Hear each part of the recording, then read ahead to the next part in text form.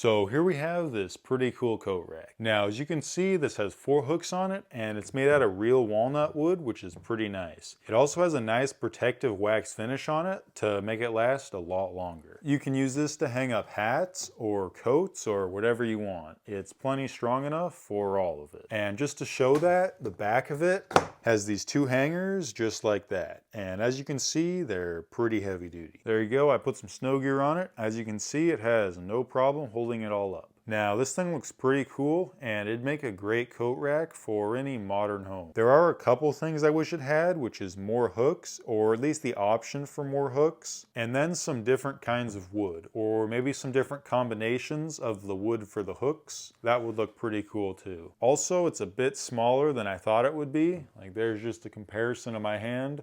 I thought it would be a bit bigger, but honestly, it's the perfect size. So if you're looking for a small coat rack or mug rack for your house, then you can't go wrong with this.